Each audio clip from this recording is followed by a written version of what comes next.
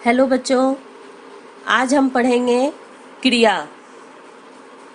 बच्चों, क्रिया को पढ़ने से पहले आप संज्ञा, सर्वनाम जरूर पढ़ लें। इससे आपको क्रिया को समझने में आसानी होगी। ये सब मेरे YouTube चैनल पर उपलब्ध है। तो आइए अब हम लोग पढ़ते हैं क्रिया। बच्चों, क्रिया को पढ़ने के लिए मैं आपको कुछ वाक्य सुना रही हूँ। आप ध्यान से उसे सुनें। राहुल आम खा रहा है। बबली स्कूल जा रही है।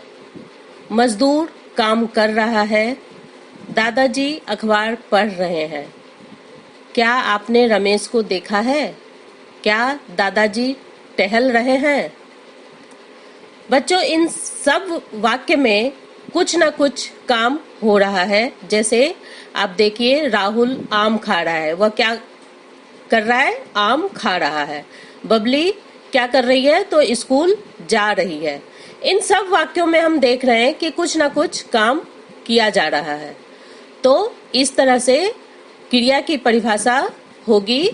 वाक्य में किसी काम के करने या होने की सूचना देने वाले शब्द को क्रिया कहते हैं। बच्चों, क्रिया किसी वाक्य का एक महत्वपूर्ण घटक होती है।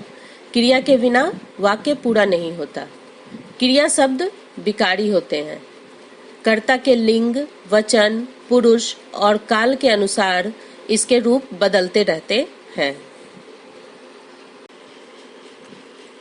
बच्चों, जैसा कि मैंने आपको बताया कि कर्ता के लिंग, वचन, पुरुष और काल के अनुसार क्रिया का रूप बदलता रहता है। तो सबसे पहले हम देखेंगे कि क्रिया के रूप में बदलाव लिंग के आधार पे कैसे होता है।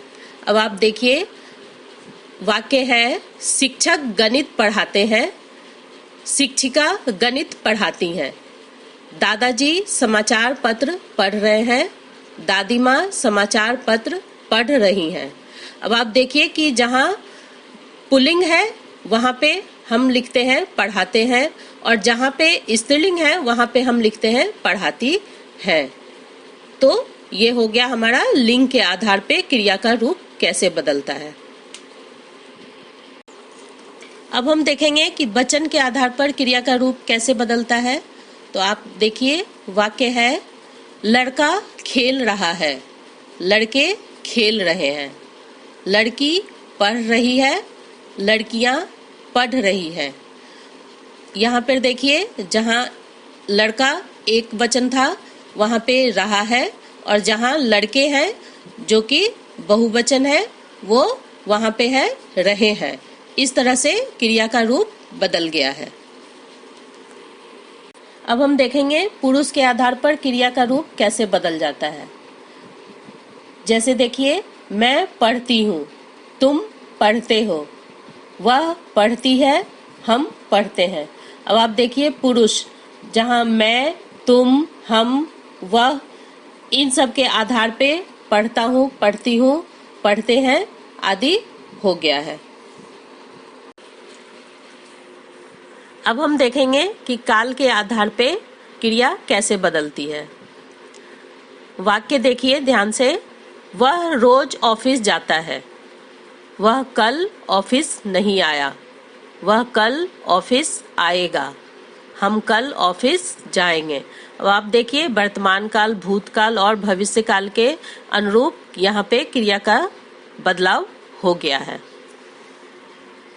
जैसे देखिए कि जहाँ वर्तमान काल में क्रिया थी वहाँ पे जाता है। जहाँ भविष्य काल में है वहाँ आएगा है, और जो भूतकाल में है वहाँ आया शब्द प्रयोग किया गया है। अब बच्चों, आप देखिए कि वाक्य में क्रियापद या पदबंध में क्रिया के मूल रूप के साथ लिंग, वचन, पुरुष, काल आदि के प्रत्यय लगे होते हैं। जैसे कि आपको मैंने पिछले स्लाइड पर वाक्यों में उदाहरण के रूप में दिखाया था। एक बार फिर से हम देख लेते हैं। जैसे रमेश फुटबॉल खेल रहा है। वह फुटबॉल खेला। मैं क्रिकेट खेलता हूँ। हम कल चेस खेलेंगे। इसमें अलग अलग खेल का ही अलग अलग रूप है, जहाँ वचन के अनुसार, कहीं पुरुष के अनुसार और कहीं लिंग के अनुसार, कहीं काल के अनुसार उसका परिवर्तन किया गया है। बच्चों, अब हम क्रिया के भेद देखते हैं। तो क्रिया के भेद को दो प्रकार से बांटा गया है, एक कर्म के आधार पे और दूसरा संरचना के आधार पे। कर्म के आधार पे क्रिया के दो भेद होते हैं, पहला सकर्मक क्रिया, दूसरा अकर्मक क्रिया। संरचना के आधार पर क्रिया के चार भेद होते हैं, पहला है सामान्य क्रिया, दूसरा संयुक्त क्रिया, तीसरा नाम धातु क्रिया और चौथा प्रेरणार्थक क्रिया। अब हम आगे एक एक कर इसे विस्तार से पढ़ेंगे। सबसे पहले बच्चों, अब हम क्रिया के कर्म के आधार पर जो भेद किए गए हैं उसे पढ़ेंगे। उसमें सबसे पहले है अकर्मक क्रिया। तो जिन क्रिया शब्दों के साथ कर्म का प्रयोग नहीं होता है उन्हें अकर्मक क्रिया कहते हैं। जैसे राम खा रहा है, लड़की खेल रही है, बच्ची सो रही है। इन सब वाक्यों में क्रिया तो हो रही है लेकिन यहाँ कर्म की जरूरत नहीं है, इसलिए आना जाना, खेलना, सोना, जागना आदि क्रियाएं अकर्मक क्रिया कही जाती है। सकर्मक क्रिया, जिन क्रिया शब्दों के साथ कर्म का प्रयोग होता है उन्हें सकर्मक क्रिया कहते हैं। जैसे बच्चा दूध पी रहा है, लड़की पुस्तक पढ़ती है, चांदनी तितली पकड़ती है, राम रोटी खा रहा है। अब इसमें देखिए कि क्रिया के साथ साथ कर्म का भी प्रयोग किया गया है और दूध, पुस्तक, तितली, रोटी ये सभी शब्द जो है वो कर्म है। सकर्मक क्रिया को दो भेदों में बांटा गया है, पहला एक कर्मक क्रिया और द्विकर्मक क्रिया। एक कर्मक क्रिया वो होती है जिसमें एक कर्म होता है। जिस क्रिया में एक कर्म होता है उसे एक कर्मक सकर्मक क्रिया कहते हैं। जैसे वह फुटबॉल खेलता है, इसमें एक कर्म है फुटबॉल। द्विकर्मक, जिसमें क्रिया में दो कर्म होते हैं उसे द्विकर्मक कहते हैं। जैसे वह शाम को फुटबॉल खेलता है, यहाँ पे शाम और फुटबॉल दोनों ही कर्म है, इसलिए ये द्विकर्मक क्रिया का उदाहरण है। अब बच्चों हम पढ़ेंगे संरचना के आधार पर क्रिया के भेद। तो जैसा कि मैंने आपको पहले बताया था कि इस तरह संरचना के आधार पर क्रिया के चार भेद होते हैं, सामान्य क्रिया, संयुक्त क्रिया, नाम धातु क्रिया और प्रेरणार्थक क्रिया। तो अब हम एक एक कर इन सबों को विस्तार से पढ़ते हैं। पहला है सामान्य क्रिया। जिस वाक्य में एक क्रियापद हो उसे सामान्य क्रिया कहते हैं। जैसे बच्चा खेलता है, लड़की दौड़ती है, वह खाता है, तुम हंसते हो। दूसरा है संयुक्त क्रिया।